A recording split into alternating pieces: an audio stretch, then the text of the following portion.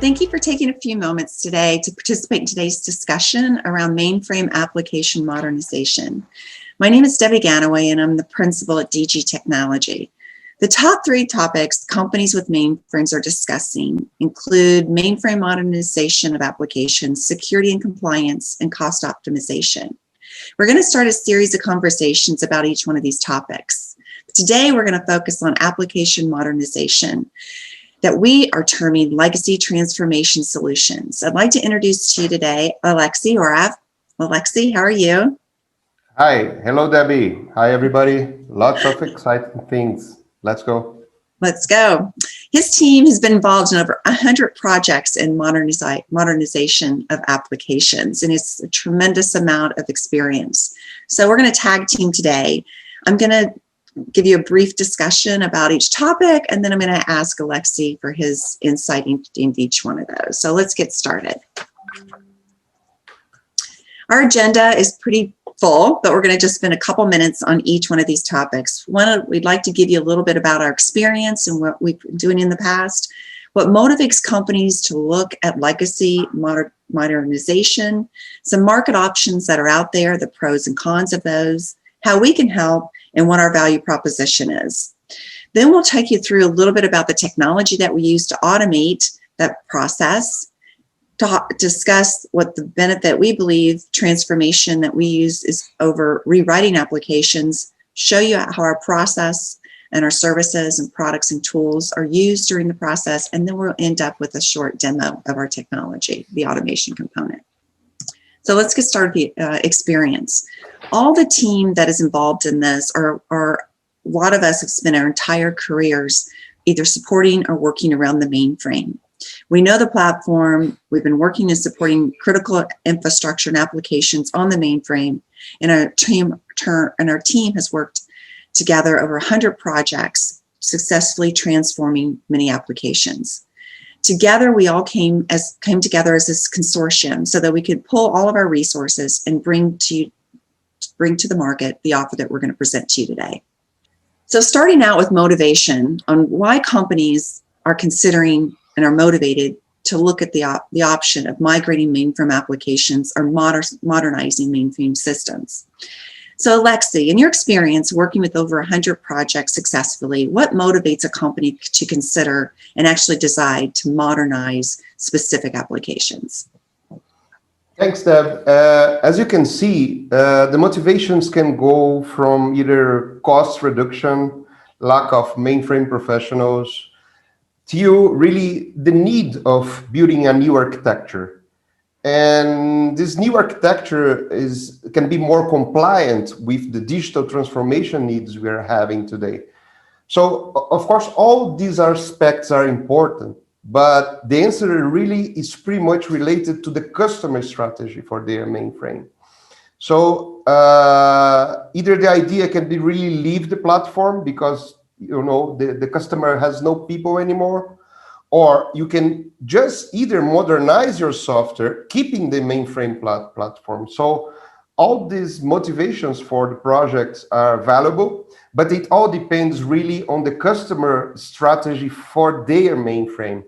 And what we can say about that is that we have an answer for any piece of strategy that the customer may have regarding their mainframes. Great, thank you, Alexei. So now, once a company has decided, based on what their motivation is, that they've identified the right applications due to reasons outlined, Alexei just outlined before, there are several approaches in the market that a customer or a company can evaluate. So based on your experience, Alexei, what can you talk about each one of these options and what some examples as we start out with rewriting software?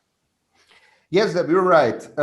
Many aspects of the migration can be put in a buckle as saying that's all migration and modernization. But they are pretty much different, and they may affect the decision that the customer chooses. So talking about rewriting software factory, what's that? It's really to have some kind of contract with people that will rewrite the legacy application to a new software architecture.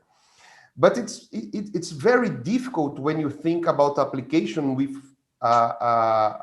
more than 30-year-old application, because for that, what kind of documentation you need?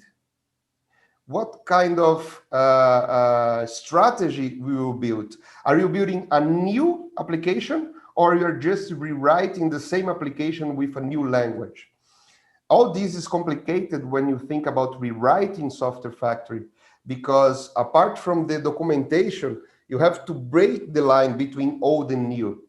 And if breaking the line is a good strategy, which I personally don't think it is, unless your application today is completely outdated in functionalities or your business needs. So rewriting sometimes lead you to have an unfinished project because you are just designing a new thing based on an old thing that you don't have documentation at all in most of the cases. So rewriting is more suitable when you have applications that are not more generating revenue. For example, not having many users from the customer using that application, or the functionalities today that are completely unusable. In that matter, rewriting can make a lot of sense. But the market tends to say migration and modernization as a rewriting software factory. And in our experience, we've seen that it's pretty much difficult to get a 30-year plus old application and redo it through a software factory. The next one is a software package. Software package can work. Software package, I mean applications like Oracle applications, SAP, ERPs, and applications that usually attend some need from a business perspective. Software packages can work very well when you have a package that attends 100% of your needs. But in fact, what we see in the market is that you have to build a software factory besides the software package acquisition. You have lots of services beside that to change that package to be compliant with the business needs. And of course, it takes a long time to do that. And you ended up having a rewriting software factory besides the package you just bought. So can be a good option when it's something very unique, very exclusive. For example, a software package for human resources, very specific with detailed functionalities already written. It can work, but in our experience, the legacy applications, when you substitute that with software package, you can lead to unfinished projects also, exactly like we have experience for rewriting software factory. The next one is hosting emulators. What are hosting emulators? There are software that pretend to do what the mainframe do in each aspect. For example, if you have COBOL, you have COBOL compilers to run those languages in these hosting emulators. If you run Kix, they have a Kix-like functionality in these emulators to run Kix, for example. So emulators makes the market feel that it's easy to implement a project like that. But then you run into performance problems. You run into business needs that need to be changed. With hosting emulators, it seems to be more easygoing in a perspective, but in really, at the end, you will be tied to a proprietary technology like you were before. So you pay for a software that will do exactly like your old mainframe environment does, and you have to pay the software fees, and you are not open to the new technologies available, like open source, for example. So hosting is really changing the problem from one place to another in our experience. And then we talk about transformation with process and automation. What we do really is to have a service process and tools to get the job done.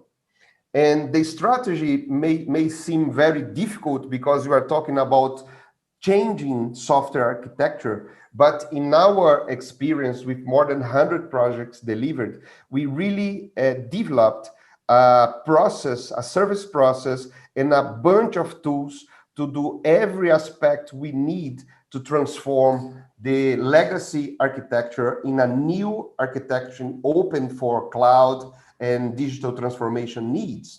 And is what we'll be talking in the next slides. Great, thank you, Alexi. So let's look at what our consortium can do to help.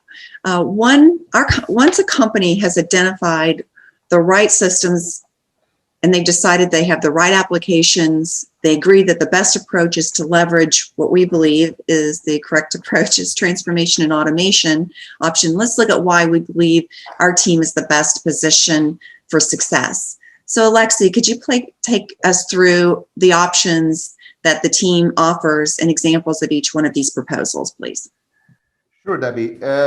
We can start in approach one, for example. If you have a legacy application and you are pretty much okay with the functionalities and to run that in the mainframe, but you are just running out of people, we can understand your actual application and do the maintenance for your application today. We are actually a very innovative mainframe software factory to maintain architectures like COBOL, CSP, Natural, Kix, DB2, ADABAS.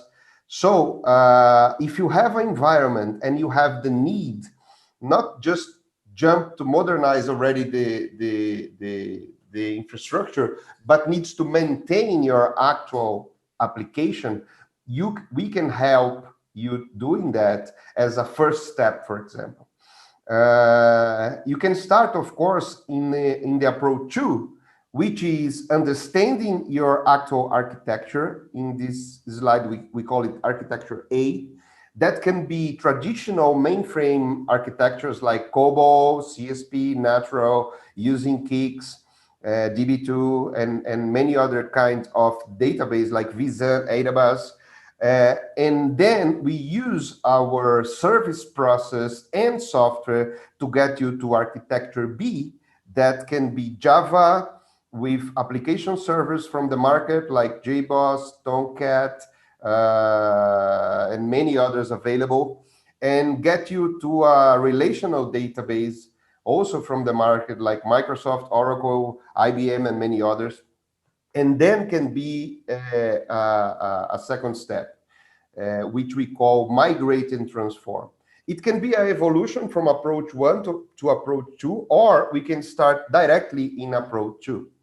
In our approach 2 of changing the architecture A to architecture B, it means that we are just moving your application to a new software architecture, but all the characteristics of your legacy application remains the same, because we learned along the way that's the most that's the most effective way of doing this kind of project, because we maintain the investment you did in the past in the legacy technology.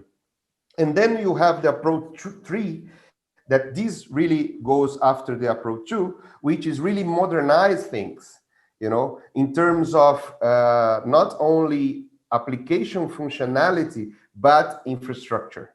We can get from architecture B already out of the mainframe to architecture C, which is using a lot of new technologies like microservices, mobile technologies, the use of cloud containers to have elastic infrastructure. All that can be applied in a third step, which we call modernize, maintain, and develop. Okay, so the approach 2 is pretty much related to changing the architecture. If you have really the strategy of getting out of the mainframe, we can help you doing that in the approach 2. In the approach 3, once you are already out of the mainframe, once you have already cut costs, we can modernize that also with many tools we have to get you to a better infrastructure, a more scalable and elastic infrastructure, and also a new architecture of software, very much compliant with microservice, mobile technologies, and all these new digital transformation stuff you need. So we can start easy with us. I call that start easy and grow fast. We can really get you to a modern environment in a three-step phase. Excellent. Thank you. So now that we've talked a little bit about the options, we want to take you through some of the technology that we've been using, or Alexi and his team have been using when he's transforming and automate, using the transformation and automation approach. So let's look at some of the sources and targets that have been transformed using this approach. As you can see, there's many different options. Alexi, can you highlight a few options that you've seen? Sure, Debbie. At first, I would like to clarify that if you have an application that you don't see your piece of code here or any kind of source we are saying in this slide, don't hesitate to contact us, because it doesn't mean we don't do that kind of project.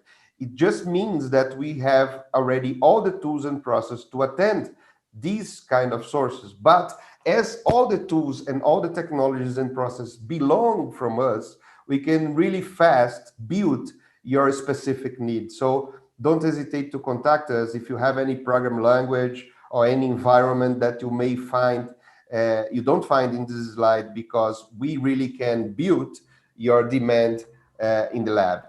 So we pretty much deal, when we're talking about mainframe migrations, with IBM and Unisys environment. Okay, so in the column of source, you see the kind of environment we work as a source in IBM and Unisys environment. So pretty much COBOL on both architectures. So COBOL from IBM, COBOL from Unisys. We migrate to Java most of the time to Java. But also we can have migrations from natural to COBOL. It's something that we've been doing from some customers, because they don't want to get out of the mainframe, but they want to get out of the natural language. So we've done some projects where Java was not the objective, but going to pure COBOL with KXDB2 architecture. So on the programming language layer, talking about IBM, we can address COBOL, CSP, EasyTree, JCL, Oracle Forms and Report, which is a pretty much unusual environment to find. But we can also migrate Oracle Forms and Reports in open systems to Java, okay? Running on open systems to Java. So the targets are Java, COBOL, and all the GCL we transform in scripts. Regarding the operating system on the IBM environment, we can go from ZOS, VM, or VSE to Unix, Windows, virtual machines, and cloud.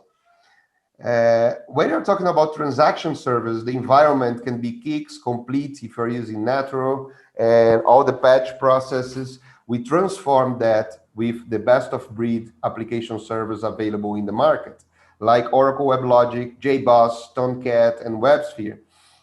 Of course, we can have many other application servers in our migration target options. As long as it runs Java, we can use any brand to run our application servers. Regarding the database, you have DB2, AWS, Visa, and GGG as a source, and you can target any relational database available in the market, including the ones in the cloud, like Amazon Aurora. Is not listed here, but we already done a project using Amazon Aurora as a target for databases. When you talk about the interface, usually you have ISPF or 3270 screens. What's going to happen at first, and we're talking pretty much on our approach 2, is that your normal application you fit now in a browser with the same look and feel you had in your 3270 screen. It's the approach 2, okay? Because there are a lot of advantages in this aspect that I will be talking later for you guys. In the Unisys environment, we can do all the COBOL, Link, SATs, WFL transformation to Java and Shell script. Operating systems can go the same as the IBM mainframe, go to Unix, Windows, VM, and cloud, okay? Environment application servers can go from COMS and batch to traditional application servers available in the market.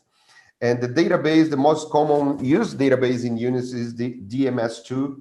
We can go to relational databases also available in the market. The interface pretty much the same what happens with the IBM mainframe. We have VT, 100 screens, SDF. We can transform those screens into a web browser with the same look and feel that you are used to have in your source application.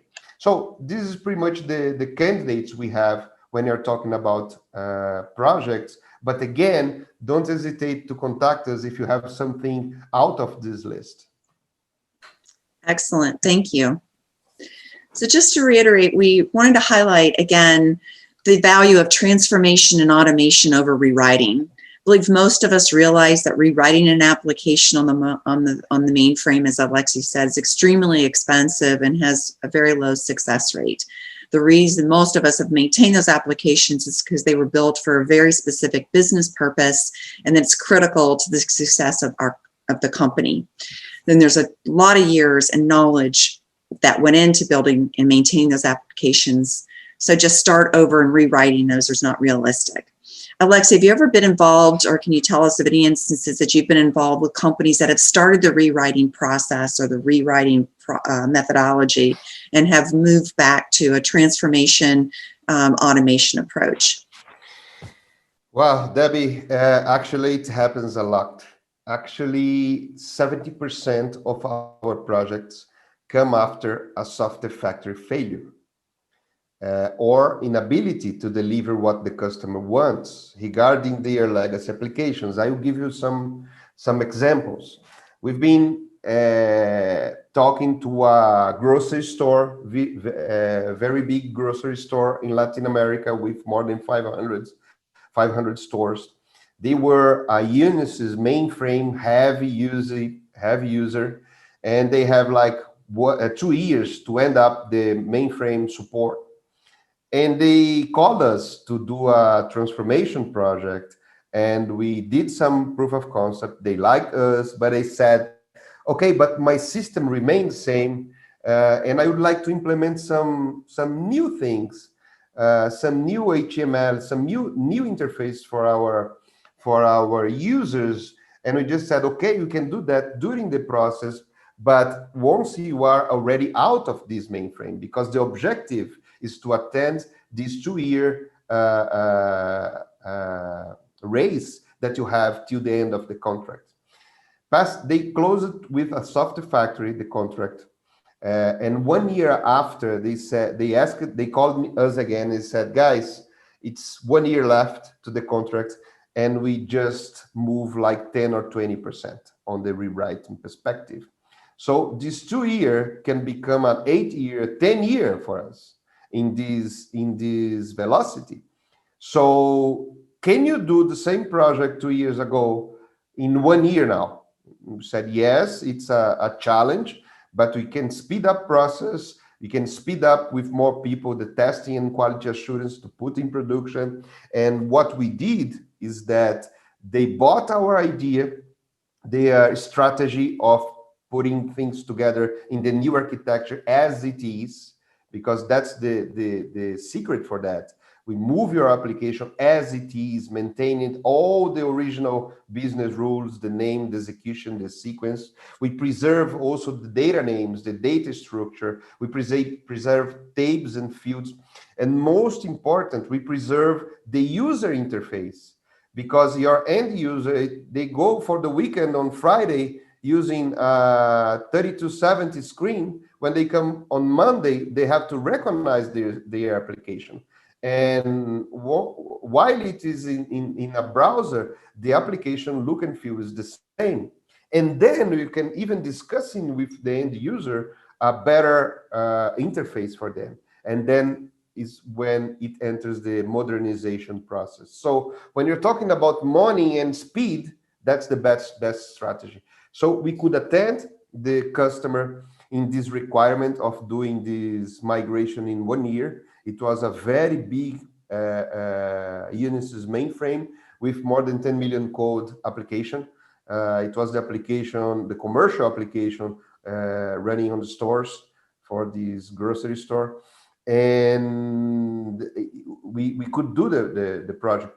Till now, they are using the same application, but it's completely renewed with all the modernization that they need, with all the mobile technology and the cloud technology that they are now able to use. So this is an example of how transformation and migration with the characteristics we use can be pretty much the way for legacy applications. Wow, that's great to hear, and that's a great example. And I'm sure there's more that we can discuss over time as well. So based on just what Alexi was saying, as far as that one specific client, there's always some types of characteristics and benefits that the client will achieve. So Alexi, can you take us through some of the benefits that some of the other companies in the company you mentioned are realizing by going through the transformation, modernization, automation approach? Yes, Debbie. I'll talk about each point, but it's more than characteristics of our transformation. It's really a path that we can guarantee that the projects are delivered successful. In this way, we got 100% of our projects delivered. We have 100% of our customers satisfied. Not always the projects were 100% profitable, but it's part of the learning journey, because really it's a very important matter when you talk about transformation, about migration. But let's see some points, and I will give some examples in the customer why we have these top characteristics. For example, migrated application with browser preserved interface. It's clear for us that the end user is one of the most important pieces when we're talking about legacy applications. You know, those users are working every day for years with some legacy application. And when you move that, if they get on the computer and look at the application and say, hey, I don't recognize my application, you are in a big trouble. You have to retrain all your end users. So one of the strategies we have is to preserve the old legacy interface in a browser. It doesn't mean that looks ugly. It means that the functionality is the same. And of course, once you have the user use it to work with a browser, we can evolve to a more modern interface. So the aspect of that is that no need of end user training. You can do your project, you can leave your new application available to the end user, and they just will use that inside a browser. Okay. The migrated business rules are migrated and preserved. So it means once we start doing the project, we start to document those business rules that are so important for the business, but they were most of the time not documented.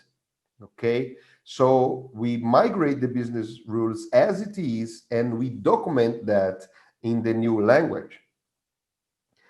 Another aspect that's very important is when you detach your old architecture to these new one architectures, when we generate that in Java, all the Java classes that we generate are already structured to be used with cloud, web services, all the new demanding technologies that we have available. So from day 0 to day 1, when you are in production, the other day, you are available to apply all this new digital transformation technology available.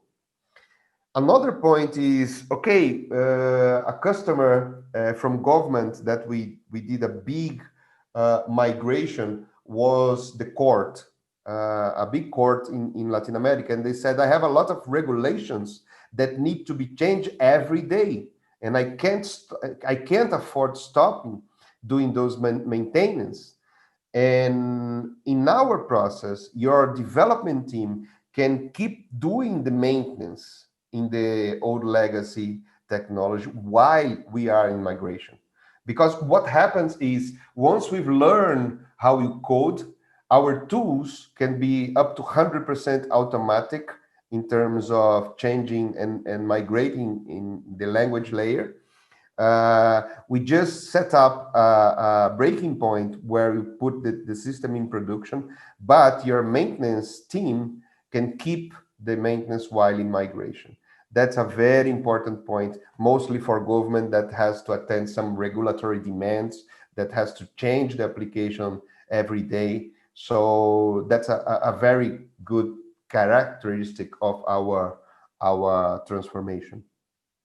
One point that is pretty much unique is that rely on the knowledge of the people that is already legacy developer. That is very important. Some of our competitors or some of the strategies available in the market, we see that they really create a wall between the legacy developers and the new developers. What we do is completely different. We create a bridge. We have methodology to train the legacy developers into Java doing maintenance in their applications. They will recognize their legacy applications in this new environment. That's the kind of training we do for these legacy developers. And of course, they are very strategic for us during the migration process because they are the ones that have some knowledge about the legacy application. So we have a completely strategy of migrating people that has the knowledge of the application. And of course, we can attach new developers, new Java developers in the same application development and have a mixed team where the legacy developers will have a very important and strategic position in the game. Not just being taken out of the game. They will be part of the transformation process. Another point, very important, is once your system, you have applications in production in the new environment, we have some tools as an option that the legacy developers can use for productivity. Some legacy languages like Natural and COBOL, they are very high in productivity. So we just built some tools for these legacy developers to use with these migrated applications, and it can help a lot to the developers to get the same productivity they have in the old technology. So these are the characteristics we have and that we rely on, that is a secure path for us to guarantee that the projects are successful. Excellent. Thank you so much. So our key is to success is to also have an exceptional plan to make the process very successful. So one of the keys to success has been to leverage a proven process and over again. So our key has always been to ensure the client is completely involved from beginning to end and show them the path to the new platform. And as Alexi said, the unique proposition is to bring the teams that support these applications over with the application. So Alexi, looking at this implementation phase process, what are some unique points to our plan that the audience should hear? Debbie, I think the unique point, and let's say the most important point, is that we are committed to take the legacy application from point A to point B with at least the same functionality and performance from the original environment. We are involved in all phases of the process till your application is running in productions. So your developers will be on board maintaining the application and your users will be satisfied. Here you can see the usual process we have. So from phase 0 to phase 4, we are involved in the project.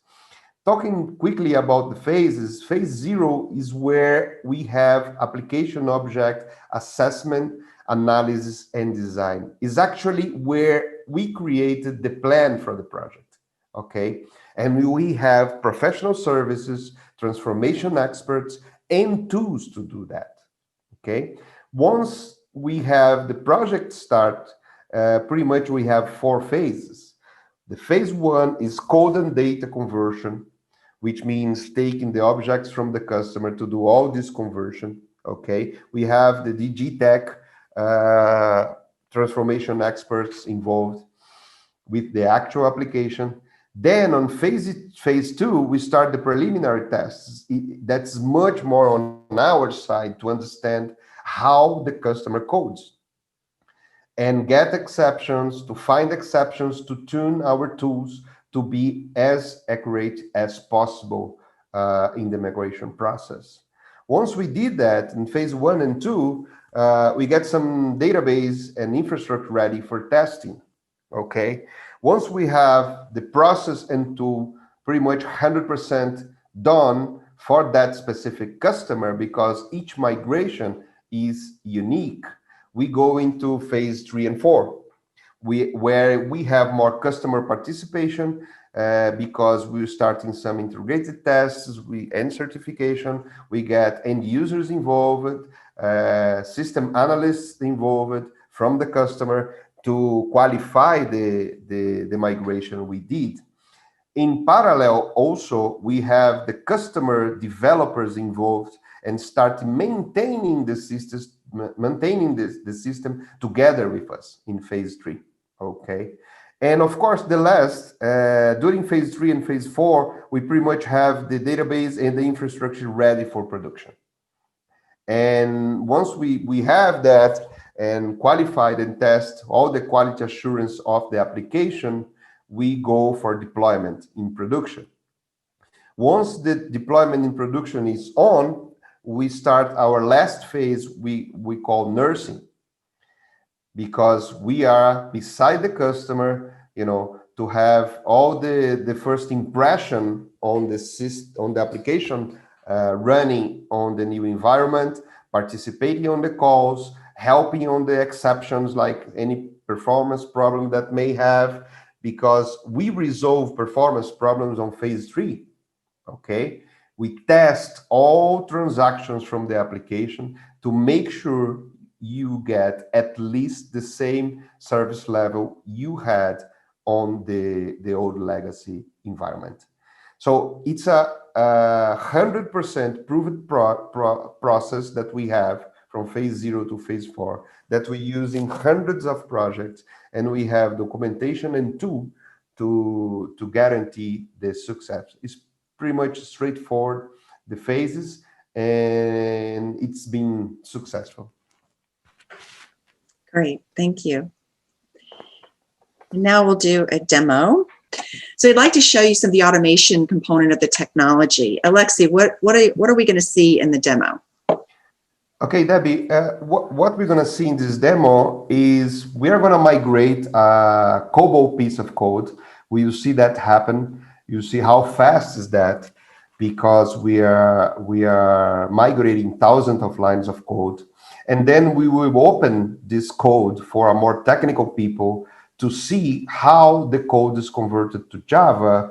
And then we are going to show the interface generated in our approach to, which means the same look and feel from the legacy application. And we will see the modernized screen, just for the audience to have exactly the feeling of our approach 2 and 3, which means migrate and then modernize. So that's it. Let's start the demo. I'm here with Luis Miranda. that works for our lab.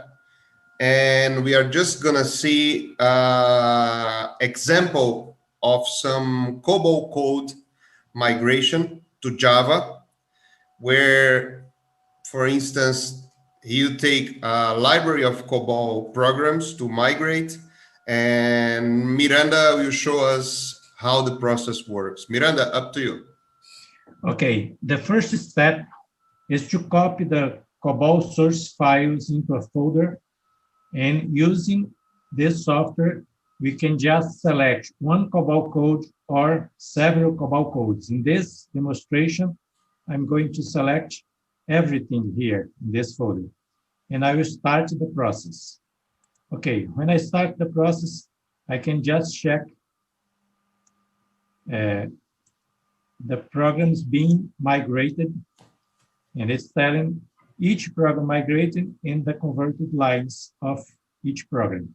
Okay. So Miranda, we can see now that this is pretty fast. Yes. It's happening on the fly. So all the COBOL codes is being converted line by line, and Okay. it's on the fly, correct? Correct. Okay. In this example, we have more than 200 program files. In this case, we have 234 COBOL files and more than almost 300,000 COBOL lines. Okay. That's amazing, Miranda. We can see that for 300, almost 300K lines, we've done a process in less than 1 minute. So to convert millions of codes would be as fast as that. I assume it will not take much longer than that, right? Okay, that's correct. Okay, we just we need to guarantee that we have all the rules set, and we just execute this program, this tool, and it will convert with this velocity. Okay, great. Okay, then the next step is to see the migrated Java files, the converted files. Yeah. And now we have here, we have all the COBOL files are converted to Java, and I will show that. Just wait a minute. Okay, here we have the Java file, and in every migrated file, we inserted the original COBOL file. Okay. Okay, so it's just a minute. So you're telling that for every program converted, we can see the original source code. So for comparison reasons, is pretty much easy for the programmer to compare codes, right? Right. Okay. And during the test process, we can just check anything you want in the original COBOL code. For example, if you think something is working, it's not correctly, we can just check how the original code should work and check if it's working correctly. Okay? Great. Great. Let me show here. I will just put the two files. Okay, look here. I'll just show the original COBOL file and the converted COBOL file.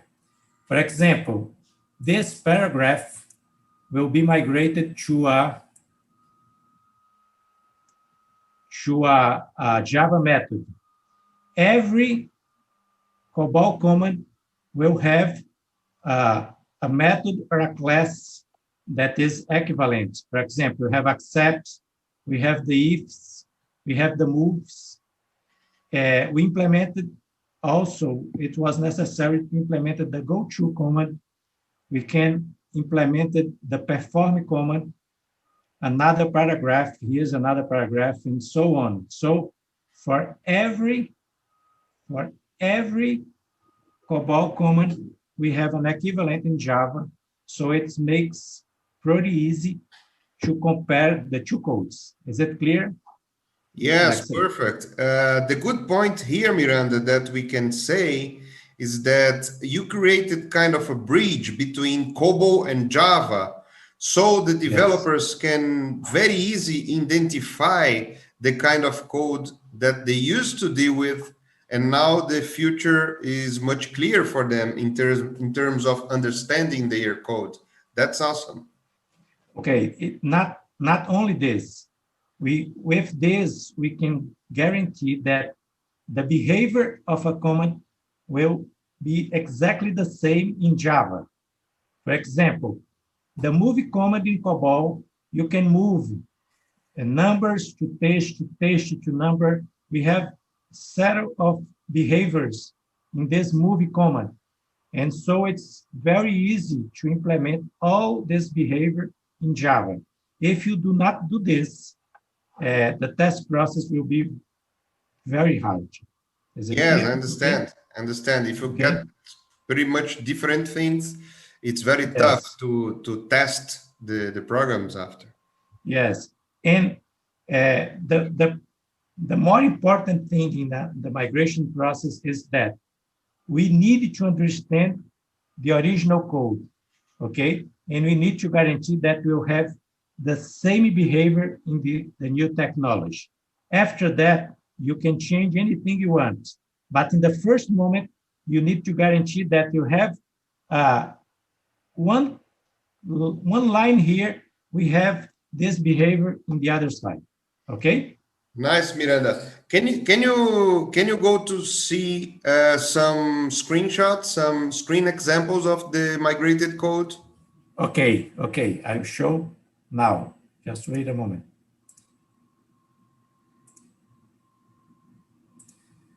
Okay, we have here the migrated code of a screen, just like it is in the mainframe, for example. Yeah, it's Here, a screen that looks like the mainframe 32.7, but yes, it is in a browser, right? It's just, yes, let's say it's the first process, the first migration.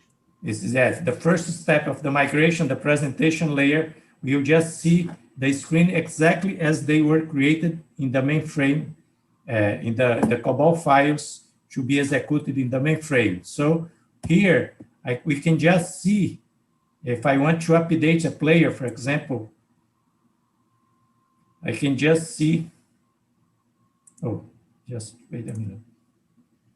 If I want to update this player, here we have Roger Federer as the first player, and I can just update anything I want, okay? If Okay. I want, I can go back to the menus, and I want to see a list of all the players we have in this application. So we can see all the players listed in this screen, okay? Okay. Nice. But this kind of presentation is not acceptable in the new world, okay?